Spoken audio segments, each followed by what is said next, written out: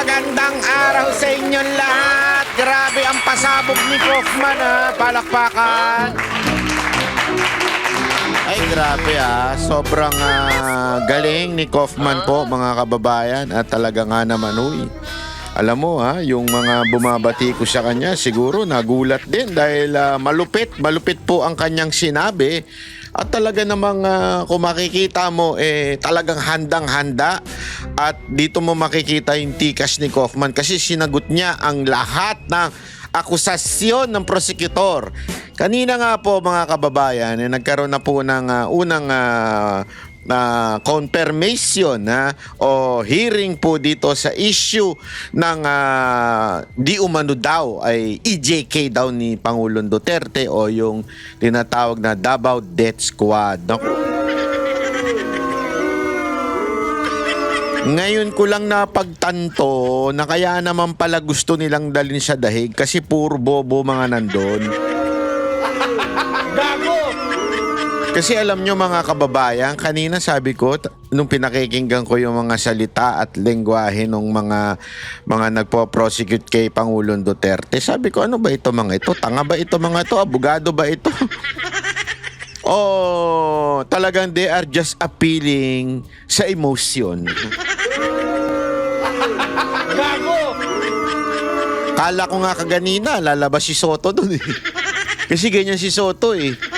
Political na political yung galawan ng mga prosecutor nila para bagang hindi mga abogado. Nakakaano lang, ano? Bakit ganun, ano? Abogado naman ito mga ito pero tila parang mga yung kanilang argumento para lang talagang appealing to propaganda, appealing to emotion, hindi evidence-based. Kasi kung evidence ka, abay may pinisinta ka na kaagad. Kaya lang yung mga sinasabi nila, mga argumento nila, ang binibitawan nila tungkol daw sa mga sinabi ni Pangulong Duterte. At yung mga sinabi naman ni Pangulong Duterte na binanggit nila ay putol-putol. Gago! Hindi para bagang ganito yung mga media, alam mo naman yung media nung panahon ni Duterte. At saka alam mo naman ang media sa atin, puro mga bayaran niya mga yan, mga prostitute siya mga yan Dinaig pa niya ng mga pokpok Kasi ang mga pokpok hindi kumakain ng suka. Paano mo nalaman Banat Bay? Bakit? May nakita ka bang pokpok dyan sa karsada kumakain ng suka? Hindi, wala, di ba? Pero yung mga media natin, natapalan lang ng pera, kumakain na ng suka. Yung dati baganti na kanilang binabanata na si Marcos, abay ngayon kamping-kampi sila para lang durugin ng mga Duterte. Yan ang tawag na kain suka talaga. Usong-uso ngayon yan, hindi lang mga politiko, hindi lang si BBM ang kain suka, hindi lang sila Leni Robredo, Pati mga media ganun din Kasi nga ngayon, ang ginamit ho nitong mga nag-aakusa kay Pangulong Duterte, yung mga putol-putol na ibinabalita ng media. Hindi yung kumpleto. At kaya nga ho tablado sila dito kay, walang iba kung hindi dito kay Kaufman. Nakakatawa lang kasi, para bagang, ewan ko, papakinggan natin at ipapaliwanag natin sa lengguwaheng maiintindihan natin kung ano ba yung sinasabi ni Kaufman. Kasi ito si Kaufman parang parang European ka ba? Obvious ba? Hindi kasi pag nagsalita siya, napakalalim ng kanyang English. Actually, hindi naman ganun kalalim. Pero, ano po yun? Masyadong mabilis magsalita, slang ika nga siya magsalita, kaya minsan mahirap din maintindihan. Totoo naman, mahirap naman talaga intindihin. Aside sa minsan talagang tayo mga Pilipino dumudugong ilong natin pag medyo malalim na English. Aminado naman tayo dyan hindi naman po tayo pretender, hindi naman po tayo nagmamagaling, hindi naman po tayo pero alam mo yung paggaganyan ng mga malalalim na English, dapat talagang aralin natin yan. Na talaga namang alamin natin kung ano ba ang sinasabi ni Kaufman. At ayan po, inaral natin at ipapaliwanag ko sa inyo sa lingwaheng maiintindihan ninyo, sa lingwaheng mauunawaan ninyo, para naman makita ninyo yung kanyang argumento. Kasi yung kanyang argumento actually, para bagang hindi prepared speech. Para bagang talagang sinagot niya punto by punto yung akusasyon nitong kabilang panig, di ba? At sabi ko nung nakita ko itong maman, itong matalino ito, magaling ito. Kasi kung ibang mga nagmamagaling yan, yung magaling mag-English, magaling sa jargon ng law, mga lawyer, iibahin niya. Pero sa kanya, punto by punto, ang linaw. Yung accent lang niya hindi malinaw. Hindi, totoo naman. Yung accent niya talagang accent European eh. Di ba? Syempre, wala tayong magagawa. Ganun talaga siya. Doon siya pinanganak eh. Kaya, i-explain mo natin. Okay? Pakinggan po natin. Maganda ko ito at nakakuha natin itong video nito kay ating senador, si Eric Mata, si Dr. Eric Mata, ang isa sa sayang sana kung naging senador ito, matikas din ito. Lalo na pagdating mo sa ewan ko nga, hindi ko nga maintindihan eh. Dapat talaga merong doktor, merong health profession na maging senador para mas mauunawaan yung mga batas na kailangan ipasa na concerning the health of the Filipino people. Kasi alam nyo, sa Pilipinas hindi tayo ganun ka-concern. Ang problema, hindi na nga maganda yung health system natin. Wala pa tayong mga batas na nagtutulak na maging healthy ang mga Pilipino. Napaka-importante ho kasi niyan. Kaya napakaganda sana kung nanalo at hindi dinaya ng, ewan ko kung sino ba nandaya. Oh, by the way, highway ito lagi natin sinasabi ito. Isang bagay lang magpapatalo kay BP Sara Duterte. Pag tumakbo si Comelec Chairman George Garcia. Gago! Siya lang ang kayang tumalo kay BP Sara Duterte. Wala nang iba.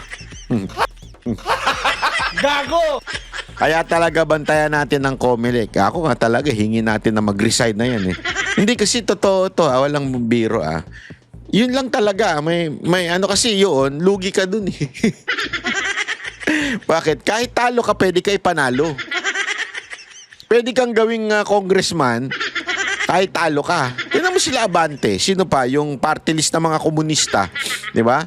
Dinisqualify yung Duterte youth na nag-number 1. Para lang makapasok yung komunista. Kaya talagang si Comelec Chairman lang, George Garcia, ang tatalo kay BP Sara Duterte. Gago! Pakinggan na natin. And I thank Mr. Tuyan for his intervention. But I feel that I ought to remind him that this is a court of law Yon. which decides matters on the basis of evidence, Yon. not on the basis of political demagoguery, Yon. and not on the basis of a desire to effect regime change despite the democratic will. Yan muna unang punto. Ebidensya, hindi politika. Sabi nga ni Kaufman, di ba?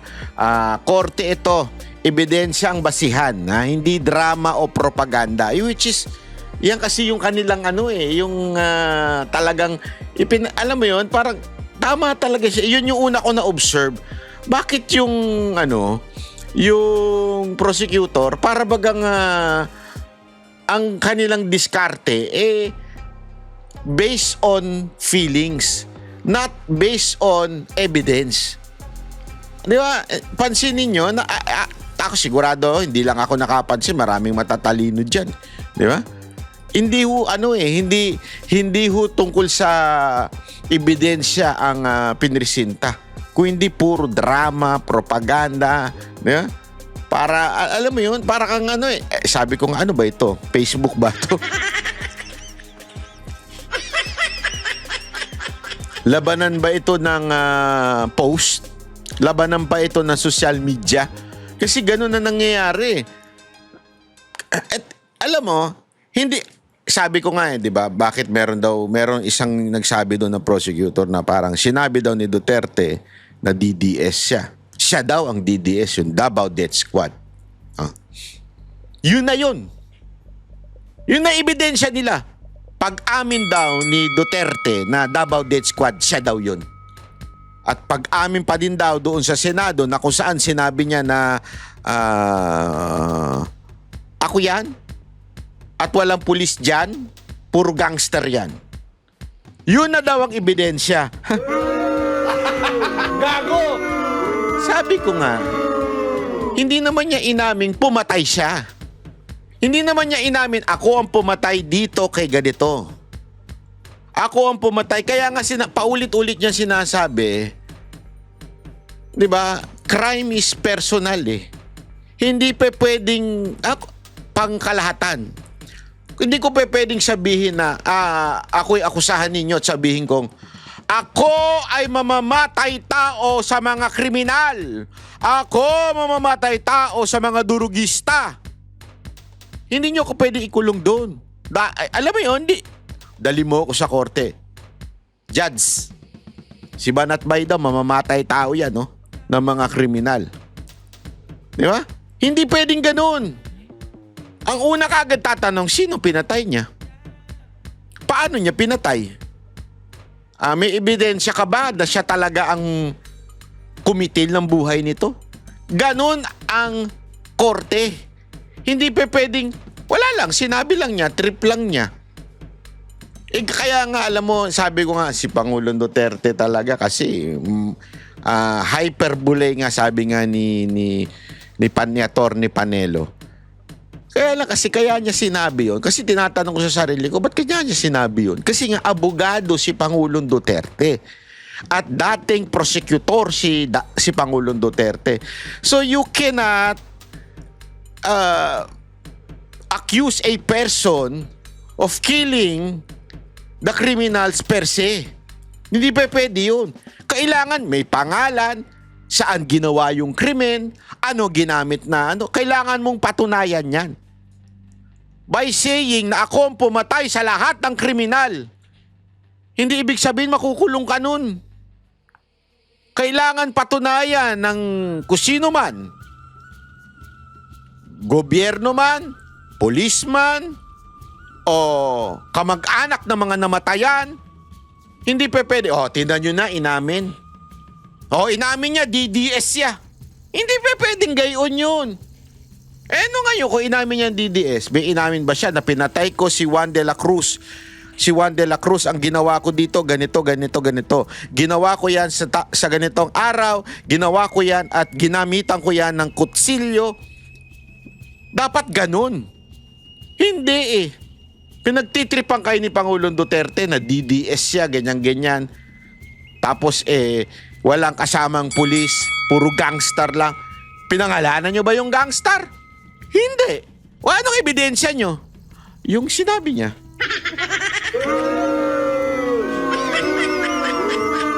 Kaya nga, alam mo, hindi ako abogado, pero hindi man ako tanga. Kasi marami ako nakakausap na abogado. Talang-lalo na yung tatay ko. Diba? Personal yan. Hindi pwedeng yan. Pang general statement. Pinatay ko si ganit. Pinatay ko ang mga tarantado. Yun. Sino yung tarantado? O kaya, pumatay ako ng bayot. Sino yung bayot na yun? O pumatay ako ng bobo. Ako yun. Ay, hindi. Hindi kayo yun. Kung bobo kayo. Hindi pa pwedeng gayon. Ituloy natin. And certainly not on the basis of statements made by Ombudsman Jesus Crispin Remula, who professed that domestic justice would be denied, according to Mr. Butuyan, because of the lack of forensic reports and police reports. Now, I don't know which case Mr. Butuyan's metaphorical ship sailed into, but he clearly hasn't read the evidence. Whilst he was speaking, we examined the evidence, and out of that evidence we found at least 35 reports substantiating 49 of the incidents which are mentioned in the document containing the charges. Your Honours, Rodrigo Duterte was... May doon sa 49 na incident, may 35 na reports na sumusuporta doon sa 49 incidents.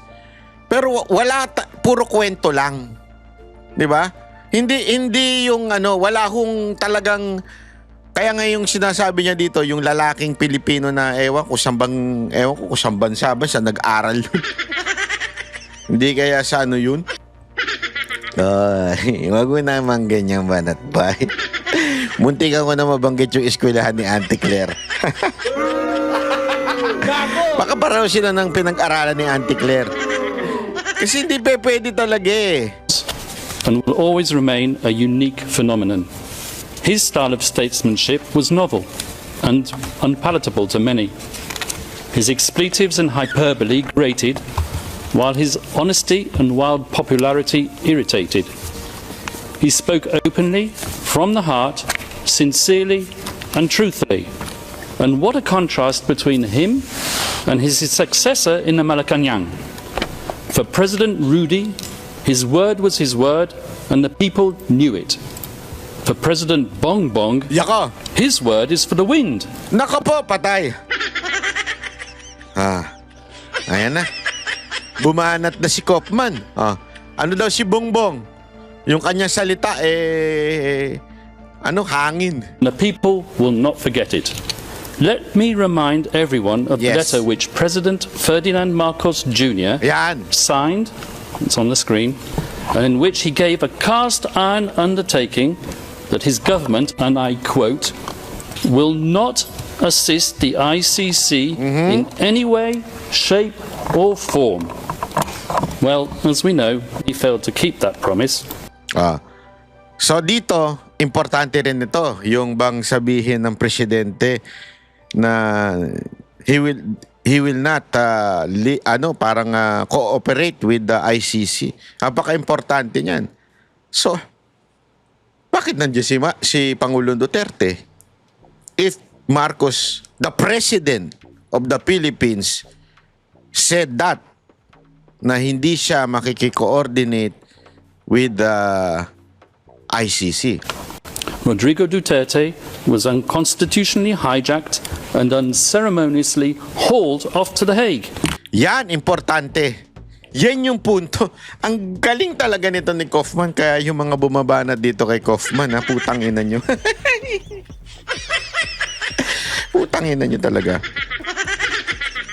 Tama eh. Perfect eh. Perfect yung sinabi ni Pangulong Duterte. Perfect yung sinabi ni BP Sara Duterte. Perfect yung sinasabi ngayon nitong abogado na ito. Ano sinasabi niya? Talagang kinidnap.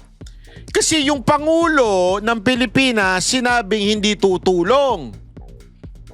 Kung hindi tutulong, it means ito ay walang kagagawa ng gobyerno. O anong ginawa? Ba't dinala dyan? O ibig sabihin, unlawful yung pagkadala. Diba? Ang linaw niyan eh. And when called upon to defend his master's actions and the said letter at a Senate committee hearing, the then Secretary for Justice, Yeah. once again Mr. Jesus Crispin Remula, persisted with the same dishonest theme. And I quote his words, "We did not assist the ICC. We continue with the very tenor of the letter that we did not assist the ICC and we did not have any contact with them." So he said. But with a document emanating from the prosecution team opposite and disclosed to us a mere week ago, not as information material to the preparation of our defence, but as exonerating evidence, we can now substantiate what we have suspected for a long time. Yan.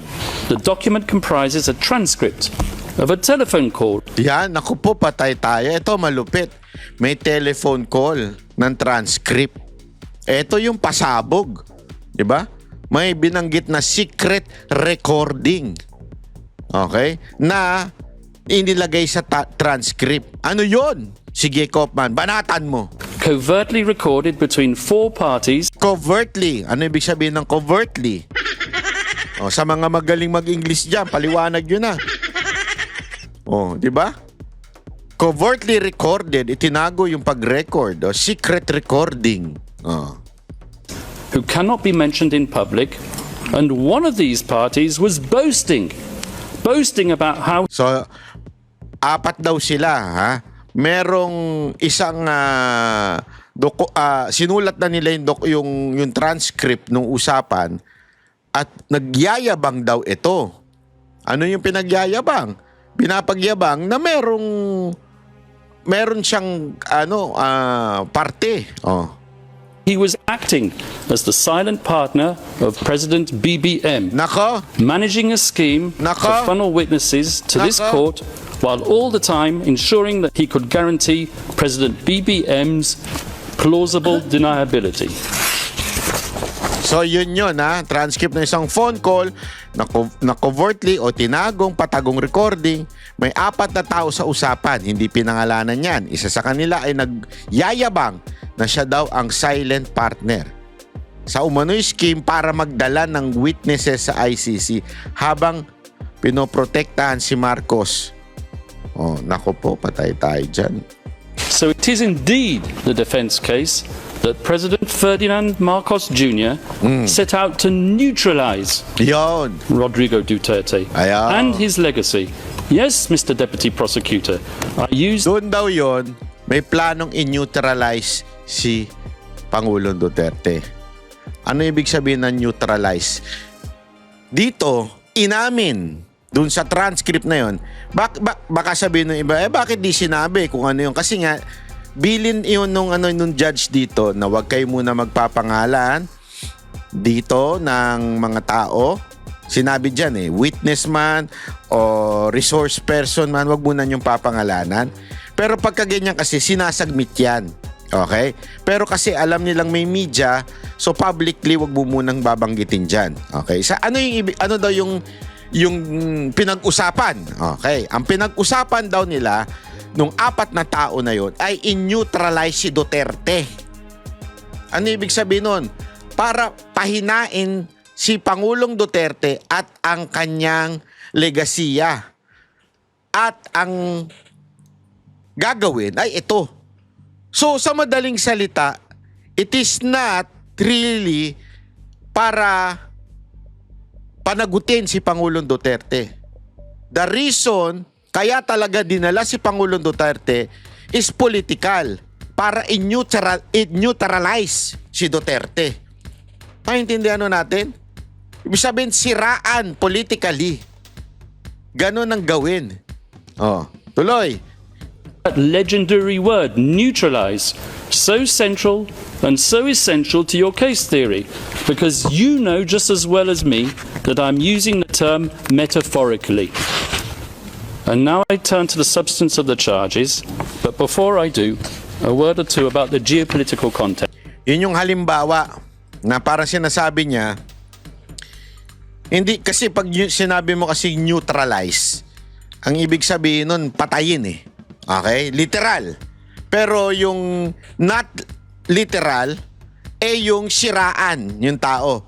Yung kanyang legasiya, siraan yung pangalan para mawala sa laro ng politika.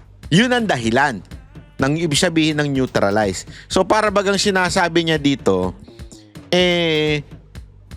yun din ang sinasabi ni Pangulong Duterte. Pag siya nagsalita, hindi ibig sabihin literal.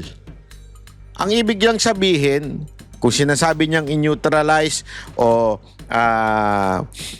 patayin ng mga kriminal, may lalim. Hindi lang, basta nakakita ang kriminal, pang, patay. Hindi ganun. Merong mas malalim pang, ano ba yung context nung patayin? Yun yung sinasabi dito. Na mismong si Marcos din, ginagamit din daw yan through the document na meron siyang document ng transcript ng usapan nila nung 4 na tao. Yung silent partner daw ni Bongbong Marcos. The scourge of illegal narcotics is not unique to the Philippines. As we all know, it afflicts Latin America, where I can name 3 countries where the death rate at the hands of vigilantes and law enforcement agents per capita population is higher than it ever was under Duterte. And as you should know, and you will hear from the prosecution, at any rate, the Philippines as a country is uniquely positioned to act as a transit hub for the trafficking of narcotics emanating from the cartels in China. And with or without Duterte, so we argue, the death rate would have kept on rising. Indeed, as we will prove with statistics and reports, the death rate flowing from narcotics-related crime actually increased after Rodrigo Duterte left power. And where, I ask you, has the International Criminal Court been since? Now, Grabe yun, ano? Ha? Ulitin natin para maintindihan natin. without Duterte, so we argue, the death rate would have kept on rising. Indeed, as we will prove with statistics and reports, Ayan, we will prove, papatunayan daw na talagang tumaas after ni Pangulong Duterte. the death rate flowing from narcotics-related crime actually increased after Rodrigo Duterte. Oh, yung death rate. Kasi para bagang sinasabi niya dito, sinabi niyo maraming namatay sa war on drugs. Actually, sabi pa niya dito we will prove to you through records, statistics, na mas marami pang namatay after ni Pangulong Duterte. Di ba? Left power. And where, I ask you, has the International Criminal Court been since? Now, Asan daw ba itong ICC? Oh. Ano ba? Kasi mas marami nga namatay dito sa panahon daw ni Marcos. O asan daw ba kayo? a colleague of the victim's representative sitting opposite, a certain self-styled legal assistant to ICC counsel, rose up and famously stated in one of her many voluble interviews to the media Ito yung si Epal, yung malaking bunganga. that Rodrigo Duterte conducted not a war on drugs, but a war on the poor. A war on the poor, I ask you? If Sabi niya, meron isang Epal na putang ina. Ay, walang ganun. Yung malaking bunganga na nagmamagaling kesyo daw nag-a-assist ng mga witness na sinabing ang laban daw ni Duterte do sa war on drugs is not really on the drugs but on the poor. Diba? Yun ang pinalalabas. Propaganda. anything, the totally lawful Duterte campaign against illegal drugs and their suppliers took place when his administration was actively promoting some of the most important redistributive policies in years, Yan. all with the aim of alleviating poverty. Legislative reform in 2017 to reduce personal income taxes for workers, Oh, ayan. So ito, sinasabi niya na parang paano naging war on poor yun? Panahon nga ni Pangulong Duterte, ni-reduce yung tax. Kasi dito, para bagang ang accusation kasi, parang mamamatay si Duterte, talagang inano niya yung war on drugs, DDS, blah blah blah. So, ang laban daw ng war on drugs is not really on drugs, but on the poor people. Ito nga sinasabi niya sa through the policy of ni Pangulong Duterte, ang dami niyang polisiya that fights poverty. Diba? So paano mo masasabing anti-poor yung war on drugs? social protection expansion known as the 4Ps, designed to provide regular cash transfers to needy and multi-child families, universal health care, and need I say more, the Magna Carta of the poor. Yan pa daw. Universal healthcare, di ba? Panahon ni Pangulong Duterte. Pinasayan. Ginawa niyang priority bills yan. Tapos yung Magna Carta for the poor. Ibig sabihin, talagang maraming polisiya si Pangulong Duterte para sa mga may hirap. So isang malaking katarantaduhan yung sinasabi ni Bunganga, ayoko nang banggitin ng mukha nun. Bakit ba puro pag-opposition sobrang papangit talaga, no? Pangit na nga ng kalooban, pangit pa ng mukha. Sinasabi, paano naging anti-poor itong war on drugs? Napakaraming ang ginawang magagandang polisiya at ayan, binanggit ni Kaufman isa-isa. Setting out the right to adequate food, decent shelter, education and a highest standard of health. The fact that the majority of those who died as a result of drug-related crime were living in the most deprived areas is something which is endemic to every afflicted society. Yung pagkamatay daw ng mga tao, it's not because of Duterte. Pero lahat po daw ng society, yan ang dinadali ng sabu. Di ba? Totoo naman eh. Sa ibang bansa, ganyan din eh.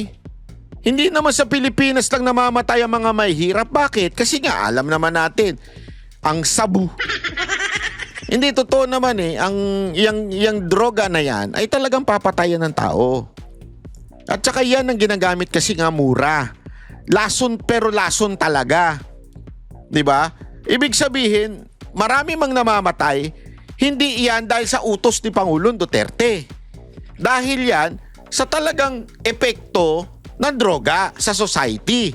At sinasabi nga niya dito, hindi lang naman sa Pilipinas yan. Sa lahat ng bansa, basta pinasok ng yang ganyan droga, patay sigurado mga tao. But can anyone seriously accuse this man, Rodrigo Duterte, who has lived such an openly frugal existence, of taking up arms against the needy? This is the man who at the age of 5 arrived in Davao to live in a modest shack where rain leaked through the roof, forcing him to crawl under the kitchen table to take shelter. This is not the man born with a silver spoon in his mouth and groomed for the presidency from childhood. This is the man who was born to a lawyer and a governor who taught him discipline, values, and respect for the people by being one of the people. This is the man who, Grabe, no? Ganyan ang birada. as president himself, shunned the luxuries and the privileges of high office, and like others before him, and even those after him, he slept not in the palatial grandeur of the Malacanang, but in Spartan quarters of his bodyguard's hut. Grabe, no? Grabe. Galing ni Kaufman. Palakpakan natin. Kakainis. Kasi nakausap ko na to eh. Oo, nakausap ko to dong isa sa mga interview doon sa Dahig. Diba, in-interview natin. Tahimik. Ato to eh. Matipid ito eh. Hindi ito yung tangang abogadong bida-bida. Alam mo yung mga... Ewan ko, wala akong masabi. Baka may mapangalan pa ako. Hindi ito yung abogadong napakarami sinasabi na bida-bida. Hindi ito. Tahimik ito. Maingat to magsalita pag sa labas. Pero dito talagang sinabi niya. Ito yung Pangulo na talagang... Alam mo yun, anak ng gobernador, lawyer, pero nagsimula at talagang nabuhay doon sa payak na pamumuhay. Yan ang sinasabi niya. O tapos ang hirit pa nga niya dito para bagang nung siya ay naging Pangulo na, hindi po ito natulog doon sa Malacanang, sa palasyo. Di katulad. O, di ba? Binanggit niya pa, sakit nun. Shit. Hindi katulad ng mga dating Pangulo at kasulukuyang Pangulo. Ito daw ay naando lang doon sa shelter lang kung saan yung mga bodyguard niya. And I witness to that. Nakita ko po yun. Yung tirahan niya, hindi ko lang ikinikwento dito kasi hindi naman po tayo bida-bida. Hindi natin talaga, alam mo marami tayong alam tungkol dyan. Yung kanyang payak na pamumuhay, pero hindi ko kasi tayo makwento kasi ayoko ho talaga nung ganun. Yung nagmamagaling na porket naging close ka lang sa presidente o naging close ka lang sa certain politician, ikikwento mo na lahat. Pero since kinwento naman niya, ikikwento ko na lang din. Ayaw ni Pangulo doon sa Malacanang talaga. May multo doon. Hindi kasi siya sanay doon sa palasyo ang datingan, yung malaki. Umaalis siya doon. Doon lang siya sa quarter ng mga bodyguard. Natutulog. Kasi siyempre gusto niya mga kasama niya. May kasama siya. Tapos maliit lang yung kanyang kwarto. Ayaw niya ng marangya. Nung naging siya, isipin mo, 6 na taong ka naging presidente. Yung sinakyan mo bago ka maging presidente, nung natapos ka maging presidente, yun pa rin ang sasakyan mo. At witness po ako dun. Nakita ko po yun. Kaya ako buwisit na buwisit doon sa nagsasabing korap. Putang ina nyo. Kung korap yan, naka Mercedes-Benz na yan. Naka BMW na yan. Hindi eh. Kung ano yung ginamit niya during the campaign na gusto ko nga siyang bigyan ng sasakyan. Kasi, eto pwede ko naman na sigurong sabihin ito dahil sinabi naman na niya.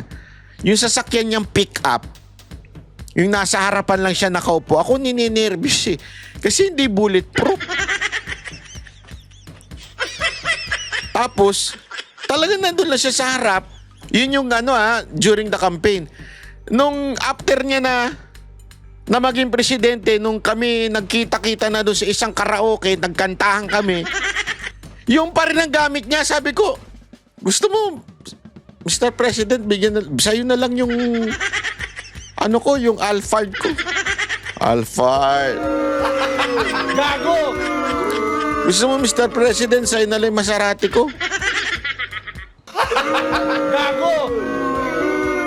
Hindi totoo naman eh. Hindi totoo yung mga kotse ko. Wala akong ganun. Pero ganun talaga siya kahirap nung bumaba siyang presidente. His diet consisted not of prime cuts of imported Australian beef, Oy! Bakit Australian beef? Mas masarap ang Wagyu beef. At mas mahal yun. Porkit nasa Europa kayo ha. Gusto nyo western ng but of Hindi daw siya kumakain ng steak. Ay, isa pa yan. Isa pa yan. Hindi ito walang biro ito ha. Si Pangulong Duterte pagka nagpupunta tayo noon sa Malacanang para kikwentuhan, yung pagkain nila. Hindi naman sa panlalait pero hindi ko kinakain. Kasi yung pagkain nila, pagkain na hindi pwedeng kainin ng walang kanin. Ano yun? Mga tuyo, di ba? Munggo. Favorite ko yun. Kumakain ako noon. Kaya lang, since hindi na ako kumakain ng kanin dahil sa aking diabetes, wala na. Ang kinakain ko na talaga, nagkakain na ako ng steak, wagyu, kasi yun ang dapat protein lang meat para wag ka mag-carbs. Kaya lang yung mga pagkain pupunta ako doon, kumakain muna ako bago ko pumunta doon. Kasi alam ko na naman ihahanda nila yung mga pagkain na kailangan ma-enjoy mo lang pag may kanin. Yung danggit, dried fish and boiled rice. A man of simple indulgences, his pleasures were to be found not on the cocktail party circuit of Forbes Park, but on coastal roads where he roamed and cruised on his motorcycle, not looking for people to kill, Mr. Prosecutor. o yun, napuntahan pa natin yung favorite niyang kainan. Ay, grabe ho. Karinderya. At di ba, napakita ko ba? Hindi ko pa pala napopost yun. Shit. Yung mga picture niya, prosecutor pa lang siya. Actually, hindi pa nga siya. Oo, tama. Prosecutor pa lang siya. Doon sa karinderya na yun, may picture siya. Nung presidente na siya, may picture pa rin siya doon sa karinderya na yun. Doon pa rin siya kumakain. Hindi puro stick. But almost killing himself because of his love for speed.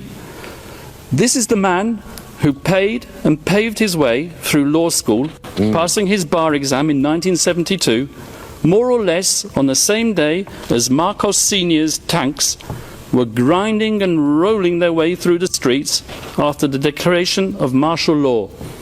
And it was on that significant day that Rodrigo Duterte was exposed to the tyranny of oppression and the abuse of power by the elite.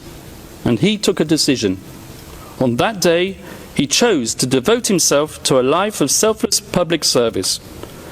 As a professor at the local police academy and as a public prosecutor in Davao, Rodrigo Duterte developed a lifelong passion, some would say an enduring obsession, for law and order, something for which he unapologetically enforced throughout his time as mayor of Davao City. Yawn. Not as the prosecution say, through sowing murder and mayhem, but through winning the love, respect and admiration of his fellow citizens. The very same citizens. Ang ganda nung sabi niyang yun. Hindi doon sa pinapalabas itong prosecutor na masamang tao siya, hindi. Si Pangulong Duterte naging profesor pagdating sa law at talaga namang nag-aral ng law at talagang yung kanyang passion na i-implement ang law and order sa Davao City ay nangyari. Kasi remember yung kanilang akusasyon, panahon pa na din ng mayor si Pangulong Duterte. So sinasabi niya dito, if President Duterte is a lawless person, implementing lawless policy, di ba? Sana magulo yung lugar nila, sana ganito, chaos yung hindi eh. Sinasabi niya dito that PRRD respect the law. Respect niya sobra ang batas ng Pilipinas. Yun na sinasabi dito. Who continued to re-elect him time after time, Yon. term after term, Yon. on no less than 7 occasions over more than 2 decades. And throughout his 20 or so years tenure as the mayor of Davao, Rodrigo Duterte and his family transformed that city from an outpost of communist insurgency and criminal violence into what is now one of the safest cities, not just in the Philippines, but in the entire world. Yan. Kita nyo, ang galing. Dito kasi, tandaan niyo bakit binabanggit ito. Kasi dito pa lang, inaakusahan na siya, si Pangulong Duterte, na nung mayor siya, may Davao Death Squad. Dito sinasabi niya, ito yung mayor na minahal. Sa sobrang minahal, nagtagal ng decades na naninilbihan. Panalo lagi. Ibig sabihin, kung talagang totoo na mamamatay tao siya, anti-poor siya ay talagang hindi sumusunod sa batas, hindi siya ma-elect ng paulit-ulit. Ang ganda nun eh. Kasi tandaan ninyo, doon sinimulan yan eh. Sinimulan yung issue na siya ay mamamatay tao nung palang siya ay mayor. Kung mayor pa lang pala siya, mamamatay tao na siya, anti-poor na siya, gumagawa na siya ng illegal, o mamamatay tao na siya ng mga inosente, di sana hindi na siya binoto ng paulit-ulit. Naging presidente pa nga. Napaka-imposible para sa isang mayor na nanggaling sa Davao. Paano nangyari yun? Kasi nga, mahal siya ng taong bayan. Bakit siya mahal ng taong bayan? Kasi pinapatupad niya ang batas. Hindi siya anti-poor. Yun eh. Anak kayo nun, nagalit niyo ko eh. This was indeed the so-called Davao model, which the prosecution wants to Pasensya na sa caption ha, hindi po ako naglagay niyang caption na yan ha. Malamang auto-caption niya kaya dinownload ko lang itong video na to. persuade you was code for unbridled criminal violence. And this was the type of leader that the Filipino nation wanted in 2016. Iyon. So, Rodrigo Duterte Ang ganda niya, pinapaliwanag dito sa mga ulol na to eh. Sinasabi niya na kung yan talaga notorious na presidente, na tao, hindi na iboboto yan noong 2016. was elected into power not in spite of, but specifically because of his firm and uncompromising commitment to upholding law and order. And after his election as president, Rodrigo Duterte remained a man of the people without seeking to patronize the people. Gung-ho in his ways and with a belligerent tone, he spoke the tough tongue of the street, not the dissembling discourse of international diplomacy. He said what the people wanted to hear, but he said it in a way that offended sensibilities of world leaders unaccustomed to hearing it, one in particular, and that was what set him on the slippery slope to a prison cell in The Hague. And let me tell you how it works. It starts with the media, controlled by the powerful and the politically influential. Ayan na. Yari na kayo. Tanginan yung media, kayo animal. Pero yan lang ang pinikap ng media. Ito malinaw. Totoo naman. It starts with the media. Who is owned by the oligarchs na nilabanan ni Pangulong Duterte. That's why puro misquote, kung hindi ma-misquote, chap-chap o kaya angling ang ginawa nila sa mga statement. Kasi nga, pinagbayad ng tax ni Pangulong Duterte itong mga hindot na to. Mga oligarch na may-ari ng mga media.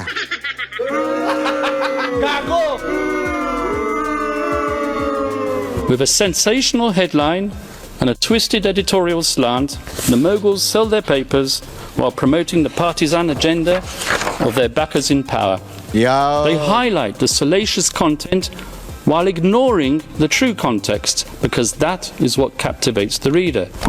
And so it was with Rodrigo Duterte, whose speeches were fertile fodder for his enemies and detractors. A man whose hyperbole, bluster and rhetoric, once published, became a natural target for privately funded NGOs and human rights activists, a loose collective more commonly known as civil society. These people descended upon the Philippines to advance an agenda even more lacking in objectivity than that of the media, and heavily funded by tycoons with even grander designs, they print their glossy reports, replete with iconic photographic images of grieving families and dead bodies in rain-swept, nighttime crime scenes, all dramatically illuminated with the fluorescent glow of neon. Images carefully crafted to shock the conscience and to sway the emotions, and, I may say, to be used by the prosecutor when they don't even relate to the charges.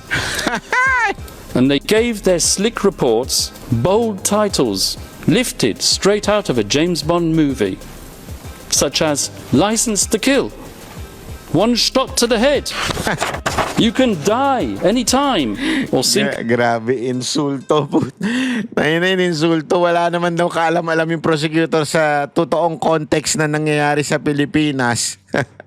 Tapos gumamit pa ng mga title ng pelikula para lang describe si Pangulong Duterte. Galing mo.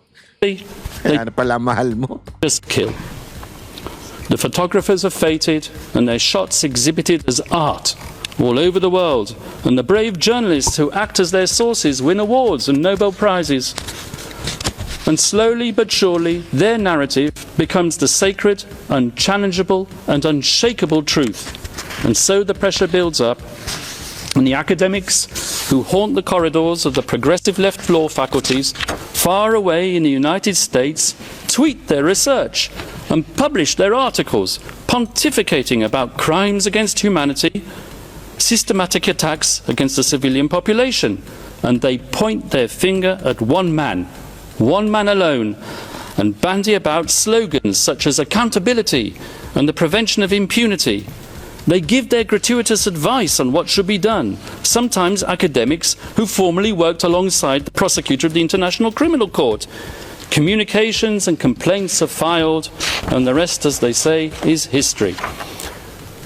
In any event, we're not gathered here today to judge a man on the basis of his coarse attitude or his vulgar language. This court has convened a confirmation hearing to verify whether substantial grounds exist to believe that Rodrigo Duterte, the people's president, together with various so-called co-perpetrators, over the years of his governance, devised a criminal policy of wholesale and wanton murder. And since we are in a court of law, it is worth stressing, although I should not have to, cases are decided on the basis of evidence, not supposition, not rumour, not spicy gossip, and certainly not on the basis of political rhetoric and bluster. Because at the end of the day, were it not for those belligerent and controversial speeches, there would have been no impetus to bring the people's president to The Hague. And when the prosecution's evidence is examined, I would ask you to keep an open mind and to question not just whether that evidence has been selectively presented, but whether there exists evidence which the prosecution has failed to produce. And I say this with justifiable cause, particularly with respect to the Duterte rhetoric, as we will prove during the substantive part of our submissions. The notorious speeches on which the prosecution relies have been cherry-picked to suit its narrative, while ignoring the many other speeches when the former president tempered his bombastic language by clear reference to the principle of lawful self-defense. Ayan, no? Napakaganda nitong binanggit niya to. Na para bagang kinukuha lang yung portion ng speech niya, tapos mini-misquote. 'Di ba? Tapos sinasabi niya nga, mas marami pa nga ang sinasabi niya about self-defense and following the law. Ito pa, sasabihin niya, We, the defense, have read as many of these speeches as we can find. In fact, in our poky little office on the top floor of the furthest building away in this complex, we have a counter which ticks and ticks. And whenever we come across a speech which contradicts the prosecution's murder theory by reference to self-defense, we give a cheer. And the counter goes up once more. Yeah. And we celebrate one more nail in the coffin of the prosecution's case theory. Grabe.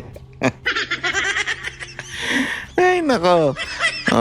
Ang lalim nun. Talagang sinasabi niya habang naririnig niya yung prosecutor daw na binabanggit yung mga sablay at kulang-kulang na statement. No? Parang pinapako daw yung kabaong. Kasi patay yung yung kanilang argumento As the statistics stand as of today, in contrast to the 20 speeches on which the prosecution relies to prove incitement to kill, we have found 35 more which say the complete opposite. Yun. Let me give you two examples.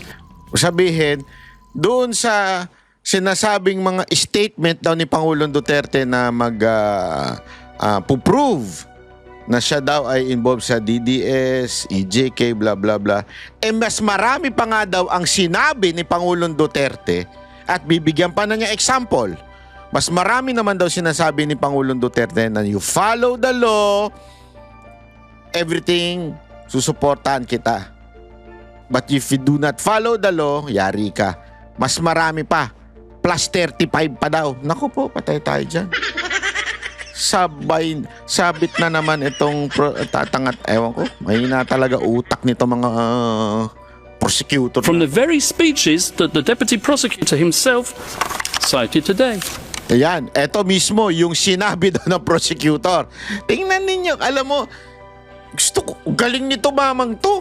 Kasi siya alam mo yon, hindi siya nag-stick doon sa kanyang speech habang pinakikinggan yung prosecutor. Sablay. Ito yung mga sinabi nyo na sablay. Ito yung kulang. Let's refer first of all to the famous Pietà speech, which the deputy prosecutor referred. The Pietà speech. Yung nakahiga. Nagmukha kayong tanga kay Kaufman. So, this is what the deputy prosecutor said. Those of you who are still sober, those who haven't tried illegal drugs, if you don't want to die or get hurt, don't rely on the priests, including human rights advocates. They won't be able to prevent deaths, and so it goes on. But if we look further... Ayan, yun daw yung sinabi. Yung mga hindi pa daw addict, huwag daw kayo mag-rely sa mga pare, mga human rights. Pero ito yung part na hindi binasa. In the very same speech, something which maybe the deputy prosecutor didn't do, this is what he had to say. To our police officers and other officials, do your job, and you will have the unwavering support of the office of the president. I will be with you all the way. Abuse your authority and there will be hell to pay. For you will have become worse than criminality itself. Well, there you are. You have it straight in your face. Pexo. Galing mo, ayop ka. Bago. Ang galing mo, Kaufman. Pahiya sila, mga animal. Hindi, di ba? Sabi nga kinuha niyo yung speech na to, yung part na sinasabi niyang kayong hindi mga addict pa, mga sober pa, huwag na kayo umasa sa mga human rights, blah, blah, blah, blah, blah. Yun lang yun lang yung kinuha. Ang problema with the same araw, yung mismong speech na yun, yung ending part, ang ganda. O kayo mga pulis, mga opisyal, basta sumunod kayo sa batas, nasa likod yung Office of the President. Pero pag kayo hindi sumunod sa batas, impyerno abutin nyo. Yari kayo. So, doon pa lang, tablado na Sabi nga ni Kaufman dito pa lang, tablado na kayo Di ba? Hindi nyo binanggit yung buong statement o buong speech ni Pangulong Duterte. Talagang inano nyo lang, chinap-chap nyo. Hiling nyo chumap-chap. Bakit ba kayo? Anong kinagay ng chap-chap sa bayot? Kasi mga chap-chap, mahilig mag-ano. Chap-chap. Exonerating evidence within what is claimed to be the prosecution incriminating evidence. I won't take up my time by showing you the second speech, but there is one. If I have time at the end, I will show it to you. So if you add to that another 10 speeches out of the 20 speeches on which the prosecution rely in its document containing the charges. 20 daw yung speeches ni Pangulong Duterte that incriminate him. Pero sabi niya dito, meron pa more than that. Marami pang sinabi si Pangulong Duterte more than the 20 na sinasabi ninyo. Marami pang siyang sinabi na napakalinaw na sundin ninyo ang batas. After all, we are in a court of law and we rely on evidence. And what is the evidence that's produced of these speeches? 20 of them. 10 of them, I submit, and we will show this in the substantive part of our submissions, contain exonerating evidence which support the defence case theory. In other words, if you add the 10, which we've identified in the prosecution's 20, to our total of 35, we come to 45 speeches versus 10, which we say support 45 speeches. The use of force only in self-defense. Gamitin ang puwersa sa self-defense laang. 45.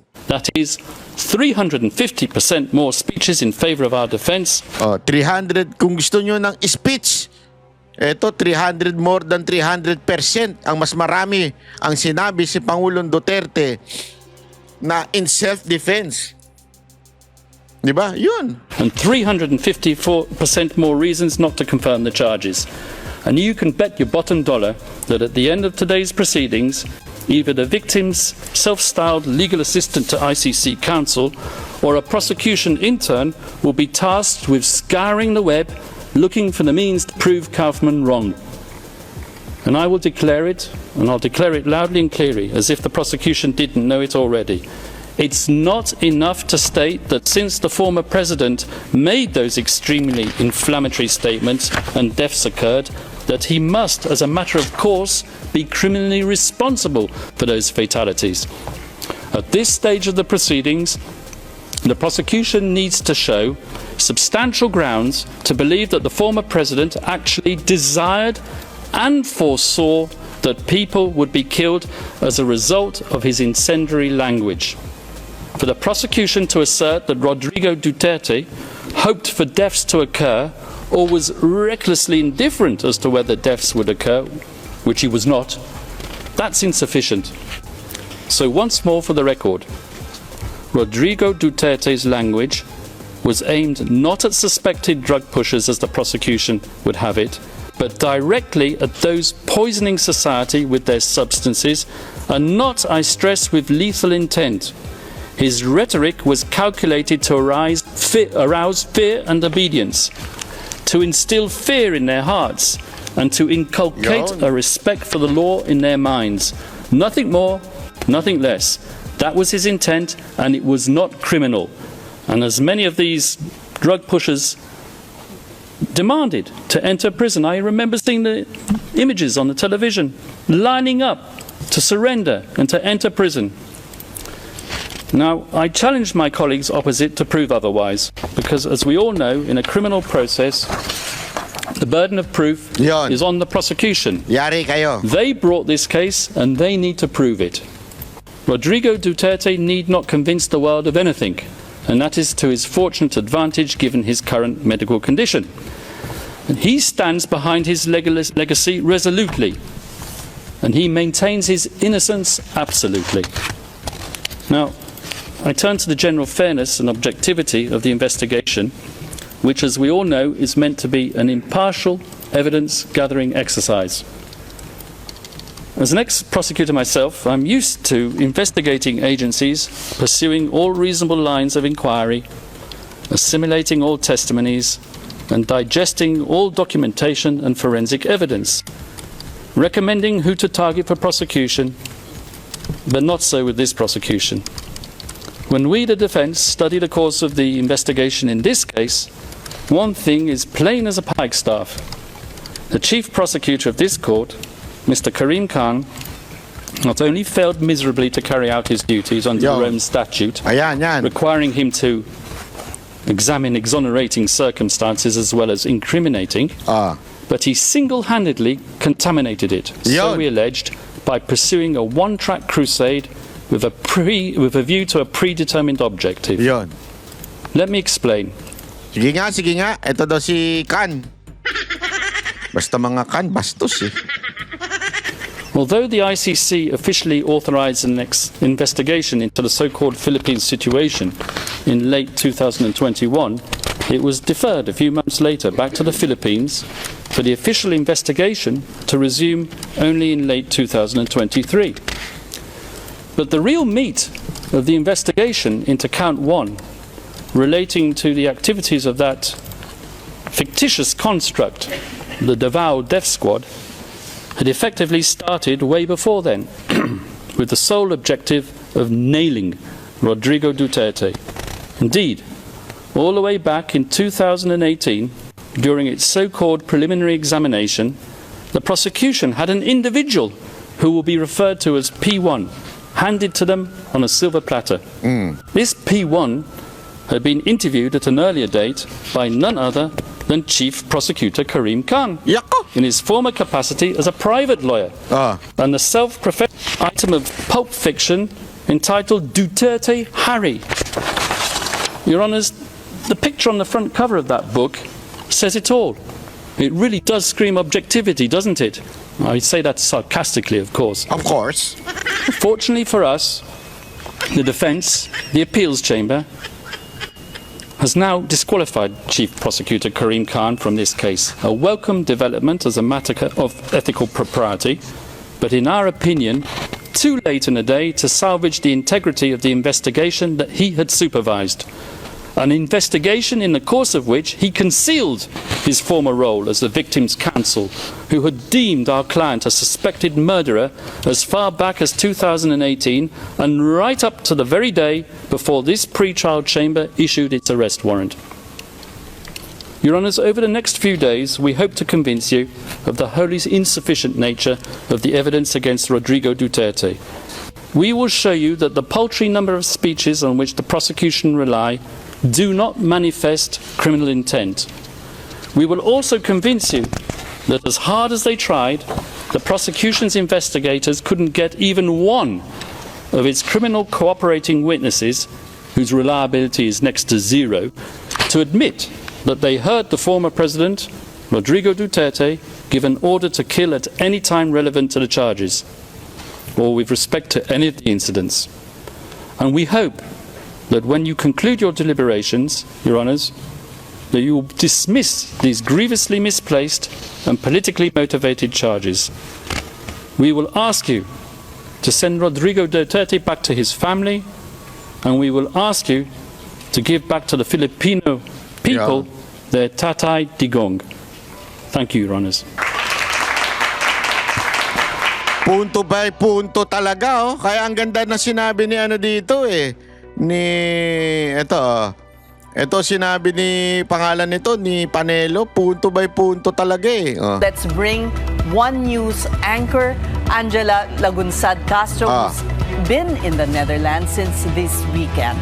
Angela, can you give us a run-through of what happened so far?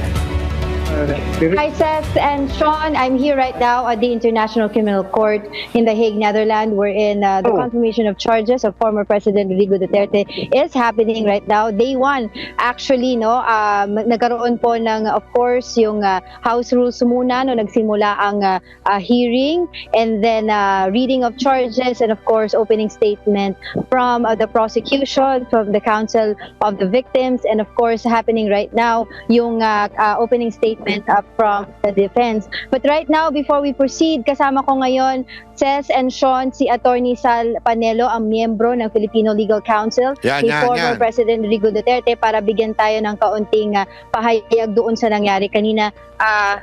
Attorney, ito po. Good morning po sa inyo. Actually, good afternoon na dito pala sa The Hague. So, what is your reaction doon po sa naging opening statement, most specifically ng Counsel for the Victims?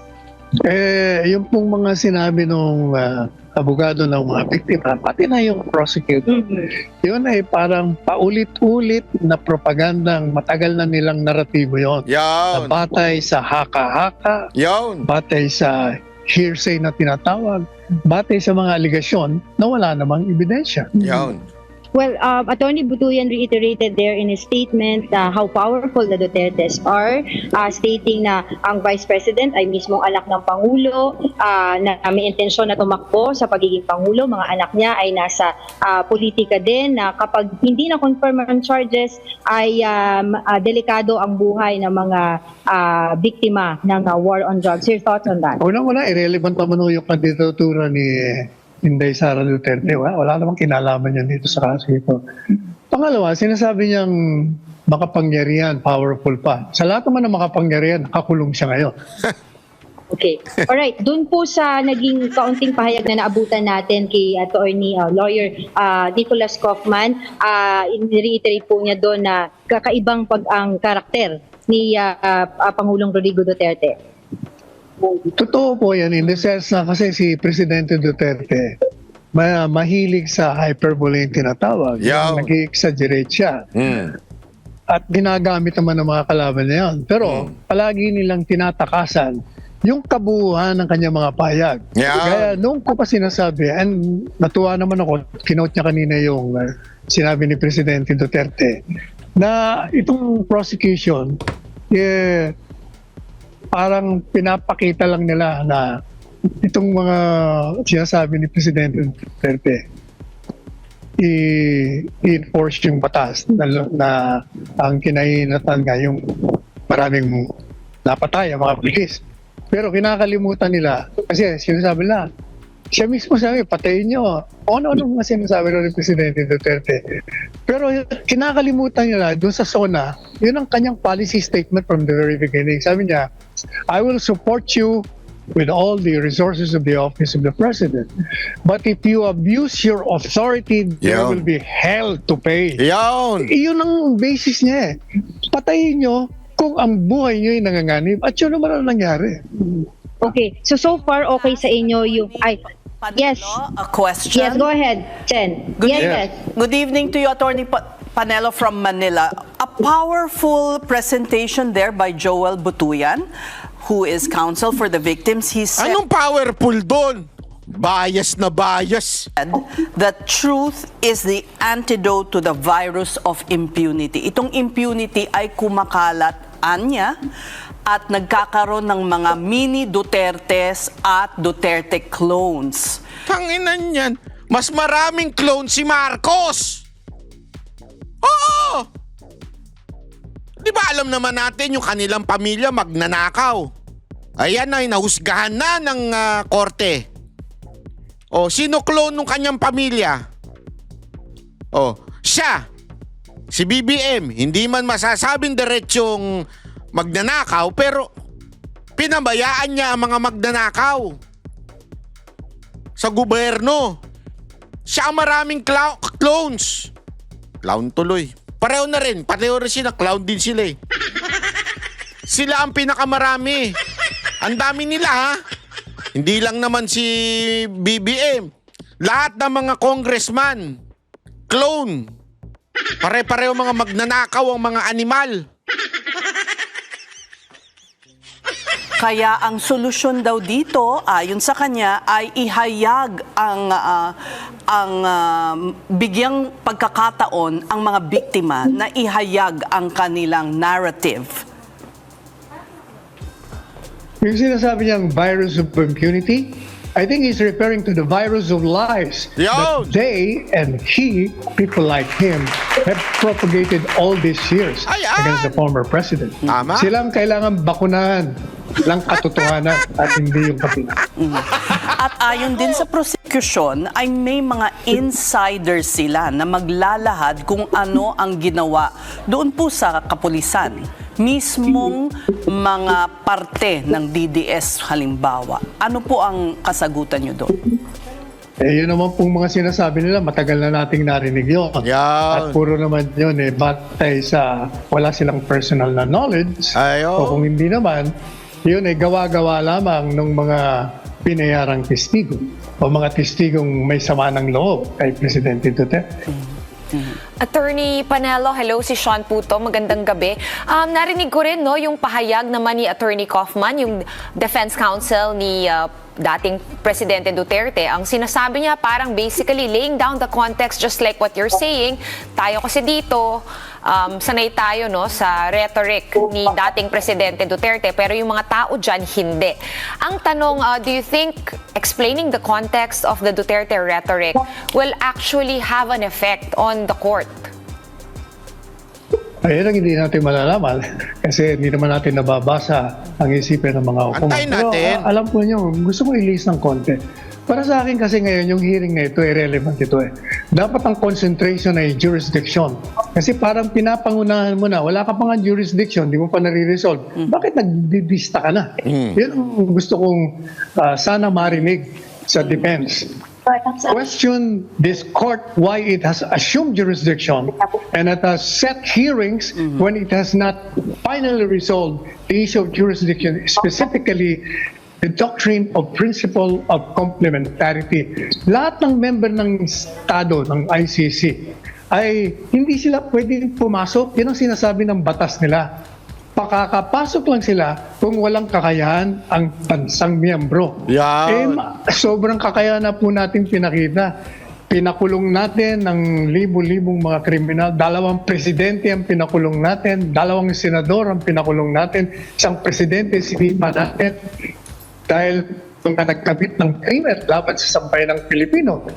Bakit sila nakikialam? Isang kaso na kinamit yung ng isang Pilipino, laban sa Pilipino at ginawa sa Pilipinas, pero dayuhan ang lumilitis, dayuhan ang pakulong sa kanya ngayon. Yun. Of course, Attorney with the Panelo, cooperation of this administration. hindi po ba nag-rule na dyan ang ICC? No, I disagree. What you're referring to is the jurisdiction raised by the defense that since we have already withdrawn, you have no more jurisdiction, which was opposed by the prosecution by saying, no, you have residual obligation because we investigated prior to withdrawal. Mali po yun. Yung parting yun, secondary defense lang yun. Ang dapat mo munang i-resolve, meron bang kakayahan ang bansang Pilipinas Yan. kung ito'y miyembro pa? O wala. Hindi nila nare-resolve yan. Pumunta kagad sila doon sa umatras kami. Walang jurisdiction. Pero yung sinasabi nila, nag-imbestiga daw sila prior to the withdrawal. Mali po yun. Kasi ang iniimbestigahan po nila noon, hindi yung preliminary investigation as contemplated by the Rome Statute. Ang iniimbestigahan nila, kung may kakayahan ba ang bansang Pilipinas na mag-usig ng mga kriminal.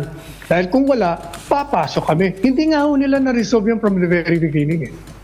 It was also brought up by the prosecution that our own Justice Secretary and Ombudsman said that it is impossible to try the case here in the Philippines.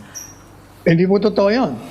Dahil gaya nga sinabi ko, kung totoo yung sinasabi nila, bakit tayo nakapakulong ng libo-libong mga kriminal? Bakit tayo nakapakulong ng 2 presidente? Bakit tayo nakapakulong ng 2 senador?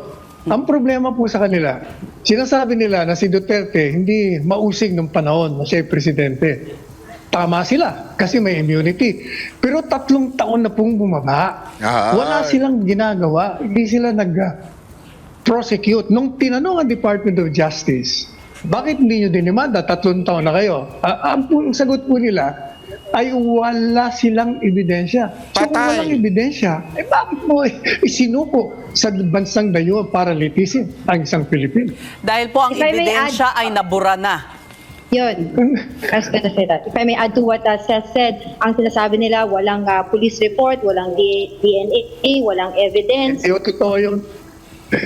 Hindi totoo. Alam niyo po, yung nagsasalitang yan, siya ay isa sa mga kasabwat ng pagpapakulong at pag-aresto kay Presidente Duterte. Kaya ganyan ang kanilang naratiba. Pinagtatanggol nila ang kanilang mga sarili. Panghuli na lamang po, Attorney Panelo, hindi po kayo mabibigyan ng pagkakataon na tumayo sa harap ng korte, kundi bilang observers lamang. Ano po ba ang magiging role ng Filipino legal counsels ng dating Pangulo? Sa ngayon kami nag-o-observe lang kasi create yung legal team ngayon lang. Got a new video. So wala pang, para kami makapasok dyan, kailangan maging miyembro kami ng defense. At Yung tono ng media, no? Mga halatang halata di ba? credit. At pag pumayag, makakarap. Ano naman ang masasabi nyo sa opening statement ni Attorney Kaufman? Kayo ba ay panig sa kanyang mga argumento? O Gaya kulang na ba? sinabi ko po, O gaya kulang? sa sinabi ko sa mga naunang nagtanong sa akin, yung pong nilatag ng prosecution, pati nung abogado ng biktima, ay isa-isang sinagot ni Attorney Kaufman. Walang punto na hindi niya sinagot at tama naman lahat ng kasagot. Ayun! So you're happy naman? Pinasinungaling, Palakpakan natin si attorney, Ay, yung mga ganyan ng yan ang mga gusto nating komento. Kasi yung ibang mga komento, ewan ko kung ayoko na lang magsalita. Pero meron pang kumukontra dito kay Kaufman Di ba? Ay, nako. Ewan ko. Buti pa ito, hindi insecure. madali sabi, pinasinungalingan niya lahat ng aligasyon laban kay Presidente Duterte. So in your assessment, the opening statement of Attorney Kaufman went well? Of course. Definitely. Sinagot niya na punto by punto, di it went well. And have you guys, the five of you, the lawyers, malalapit po kayo sa dating president? Six of us. Six of you guys. You're all also close friends of the former president. Are you also there to provide Attorney Kaufman and the defense team with some context or any additional information? May ganun po bang plano na mag-meet? Una-una, kami yun nandito dahil kaibigan nga kami, namin bigyan ng moral support. Assist create ng legal team the day before we came here. Kasi on our own talagang pupunta kami rito para bigyan bilang mga kaibigan. And the family decided na magkaroon ng isang legal team. So ang gagawin namin, after observing kung anong narinig namin, meeting ko kami mamaya or after the 5-day or 4-day hearings, and then kikipag-usap na kami sa defense ni Presidente Duterte para mabigay namin sa kanila yung aming mga insights. Yan. So mga kababayan, mukhang may pag-asa at may balik si Pangulong Duterte. Kasi yung nakikita ko, kasi remember yung burden of proof. Ano ibig sabihin ng burden of proof? Sinong dapat magpatunay? Dapat ba si Kaufman patunayan niya na inosente si Pangulong Duterte? Hindi. Ang dapat magpatunay ay yung mga nag-aakusa na talagang involved si Pangulo sa malawakang patayan daw, di umano, sa Pilipinas. Inisa-isa nga ni Kaufman at sinabi niya nga dyan, kung may matinding namatay dahil sa war on drugs, bakit ngayon lang? Alam mo yon, ibig sabihin, bakit kay Pangulong Duterte lang? Ngayon nga daw, mas marami pang namamatay sa droga at may statistic siya dyan. May ebidensya siya na mas maraming namamatay ngayon kaysa nung panahon ni Pangulong Duterte. So, pwede mo bang sabihin na dahil marami lang namatay, meron ng kinalaman ng presidente? Hindi po pwedeng maging basihan yon o ebidensya na kagad yon. You have to be specific. Sino pinatay? Sino? At meron bang direktang sinabi si Pangulong Duterte, itong kriminal na mga to, patayin nyo yan ng patayin. Malinaw nga sa sinabi ni Kaufman na more than doon sa mga binanggit ninyo na patsi-patsi ang kinuha ninyo. Chap-chap, ika nga. Napakarami pang mga sinabi si Pangulong Duterte na sinasabi niyang dapat gawin nyo na naaayon sa batas. Self-defense. At the same time, pag ginawa ninyo na naaayon sa batas, nasa likod yung Office of the President. Pero pag ginawa ninyo, inabuso ninyo, labag sa batas, impyerno abutin nyo sa akin. Ito nakadirekta mismo sa mga opisyal at mga pulis. So doon pa lang sa statement na yon, enough proof na para po mapawalang sala si Pangulong Duterte o mapasinungalingan yung mga akusasyon sa kanya. Kaya mapapauwi na si Pangulong Duterte. Sa tingin ko lang ha. Sa tingin ko, base sa mga ebidensya na pinakita o sinabi ni Kaufman. Abangan natin, tingnan natin, di ba? Tingnan natin.